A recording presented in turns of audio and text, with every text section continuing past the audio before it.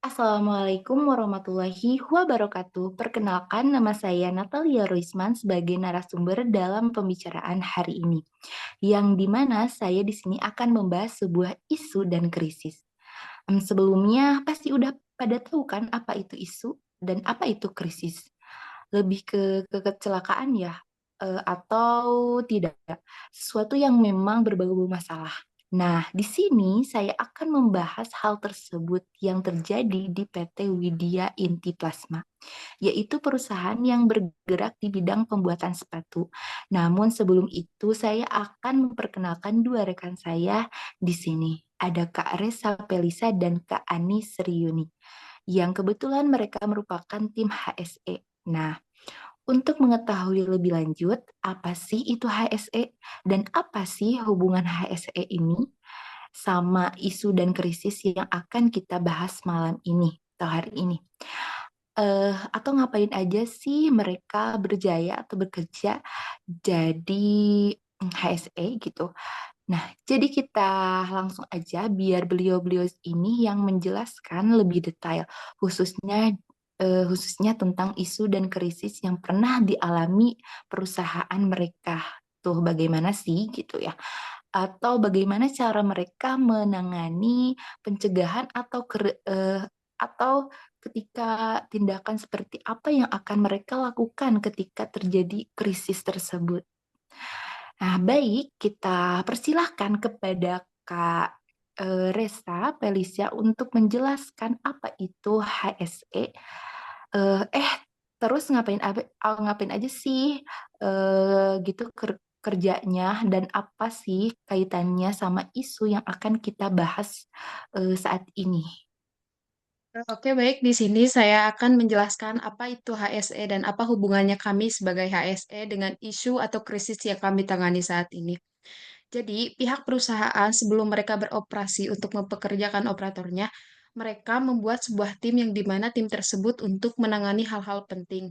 Nah, dibentuklah kami organisasi atau tim HSE yaitu Health Security and Environment yang merupakan bagian dari sebuah perusahaan yang bertanggung jawab dalam hal urusan kesehatan, keselamatan kerja, dan pengelolaan lingkungan di tempat kerja tersebut. Jadi hubungan kami dengan isu atau krisis yang akan dibahas yaitu salah satu dari poin tadi, yaitu keselamatan kerja. Jadi seperti itu penjelasannya. Oke, baik. Nah, selanjutnya kita langsung membahas tentang isu atau krisis yang dialami perusahaan mereka itu seperti apa. Namun sebelumnya pasti ada dong privilege atau pencegahan yang dilakukan oleh tim HSE sendiri.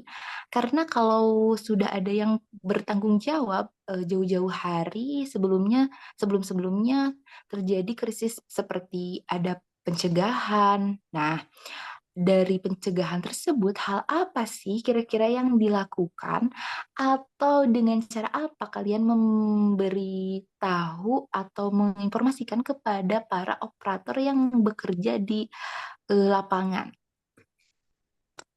Pencegahan, kami memiliki beberapa poin yang di mana pertama di sini kami melakukan identifikasi risiko. Jadi langkah pertamanya tuh dalam pencegahan krisis adalah dengan mengidentifikasi potensi risiko yang dapat menyebabkan krisis dengan kita melakukan analisis SWOT, analisis PESTEL, dan brainstorming. Dan kedua, dari segi penilaian risiko, setelah risiko diidentifikasi, langkah selanjutnya adalah menilai risiko tersebut. Penilaian risiko ini harus mempertimbangkan kemungkinan terjadinya krisis, dampak yang dapat ditimbulkan, dan kemampuan organisasi untuk mengatasinya. Kemudian, pengembangan rencana pencegahan, yang dimana berdasarkan hasil penelitian risiko, organisasi harus mengembangkan rencana pencegahan krisis. Nah, rencana ini harus mencakup langkah-langkah yang harus diambil untuk mencegah krisis terjadi, serta langkah-langkah untuk memitigasi dampak krisis jika terjadi. Nah, lalu implementasi rencana rencana pencegahan. Rencana pencegahan krisis harus diimplementasikan secara efektif. Hal ini berarti bahwa semua karyawan harus dilatih tentang rencana tersebut dan harus tahu apa yang harus mereka lakukan jika terjadi krisis. Dan yang terakhir, monitoring dan evaluasi. Nah, untuk rencana pencegahan krisis itu harus dimonitoring dan dievaluasi secara berkala untuk memastikan bahwa rencana tersebut masih efektif dan relevan. Nah, jadi 5 poin tersebut terus kami lakukan dan utamanya sih kita rajin ketika memberitahu tentang pencegahan tersebut dengan cara membuat audio yang dimana itu bisa diputar setiap 3 jam sekali untuk mengantisipasi terjadinya kecelakaan kerja. Namun bukan hanya itu, lebih ke yang 3 poin tadi ya, yaitu tentang pemberitahuan P3K, APD, APER, penerapan SOP, limbah B3, dan lain-lain. Yang intinya berkaitan dengan kesehatan, keselamatan, dan pengelolaan lingkungan. Kurang lebih seperti itu sih rencana yang kita buat. Oke, jadi seperti itu ya penjelasannya. Jadi kayaknya emang benar-benar penting sekali ya pencegahan itu.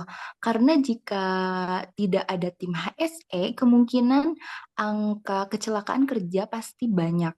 Karena kekurangannya antisipasi tersebut. Oke, selanjutnya kita beralih ke Kak Ani Suryani yang dimana beliau merupakan tim HSE yang turun langsung ke lapangan nih ya. Jadi kita tuh melihat langsung gitu. Jadi Kak Ani itu melihat langsung gitu ketika terjadinya isu atau krisis dalam kecelakaan kerja. Dan bagaimana sih Kak Ani cara mengatasi jika hal tersebut terjadi? Oke, baik. Di sini saya akan menjelaskan bagaimana keadaan atau penanganan yang dilakukan ketika perusahaan mengalami krisis dalam kecelakaan. Jadi, beberapa bulan ke belakang, kami mendapati karyawan yang terjepit mesin pemotong komponen, dan sehingga kami turun langsung untuk menangani hal tersebut. Dan langkah yang pertama kami ambil yaitu memberikan pertolongan pertama kepada korban sesegera mungkin dengan menghubungi layanan medis darurat jika diperlukan yang sudah disediakan perusahaan. Lalu kedua, amankan lokasi kejadian. Pastikan lokasi kejadian aman dan terkendali. Batasi akses ke area tersebut. Jadi hanya untuk tim yang berwenang saja. Kemudian lakukan investigasi awal untuk mengetahui siapa sih penyebab kecelakaan tersebut dan apa lakukan investigasi awal untuk mengetahui apa sih penyebab kecelakaan tersebut dan mengumpulkan informasi penting lainnya. Lalu, berikan pemberitahuan kepada pihak berwenang dan pemangku kepentingan yang relevan, seperti keluarga korban, media, dan regulator, jika kecelakaan tersebut benar-benar serius. Kemudian, kelola komunikasi. Jadi, komunikasikan informasi yang akurat dan tepat kepada karyawan, media, dan publik. Hindari spekulasi dan sebarkan informasi yang menyesatkan, yaitu poin pencegahan tadi. Jadi, kami terus memberitahu lewat audio yang sudah disediakan. Kemudian, berikan dukungan kepada karyawan. Kemudian, berikan dukungan kepada karyawan yang terkena dampak kecelakaan, baik secara fisik maupun emosional. Tawarkan konseling dan layanan kesehatan mental jika diperlukan. Dan yang terakhir yaitu mencegah kecelakaan berulang. Lakukan langkah-langkah untuk mencegah kecelakaan serupa terulang kembali. Ini dapat mencakup tinjauan ulang prosedur keselamatan, pelatihan karyawan, dan peningkatan kontrol teknis. Jadi kurang lebih seperti itu, karena kami selalu akan berusaha semaksimal mungkin untuk menangani isu atau krisis yang dialami perusahaan. Oke, ternyata rumit sekali ya sepertinya. Baik, untuk yang terakhir kali nih. Jadi bagaimana sih cara mengevaluasi atau mengambil hikmah di balik krisis kecelakaan tersebut? Ketika pasca krisis, kami melakukan investigasi menyeluruh untuk menentukan penyebab kecelakaan secara pasti. Jadi mengidentifikasi akar permasalahan dan membuat rekomendasi untuk mencegah kecelakaan serupa agar tidak terulang kembali. Kemudian belajar dari pengalaman. Jadi dengan melakukan evaluasi terhadap respon perusahaan terhadap krisis, identifikasi apa sih yang berjalan dengan baik dan apa yang dapat ditingkatkan gitu untuk memperkuat program pencegahan dan penanganan krisis di masa depan.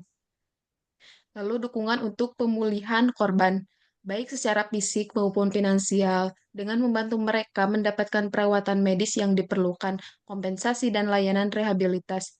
Selanjutnya, komunikasi terus-menerus.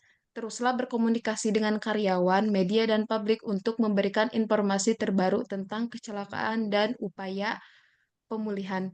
Nah, untuk yang terakhir, mempelajari pelajaran berharga. Jadi, kita sebagai karyawan di perusahaan ini, khususnya tim kami, harus menjadikan krisis ini sebagai kesempatan untuk belajar dan meningkatkan budaya keselamatan.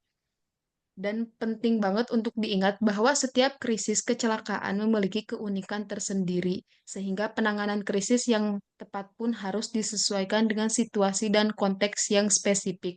Dan kami sebagai karyawan di perusahaan tetap harus memiliki fleksibilitas dan kesiapsiagaan untuk beradaptasi dengan situasi yang berubah-ubah. Baik, terima kasih atas pembahasan kali ini tentang isu dan krisis dalam kecelakaan kerja ya. Dan terima kasih juga untuk tim HSE yang sudah meluangkan waktunya. Saya ucapkan terima kasih dan sampai jumpa kembali.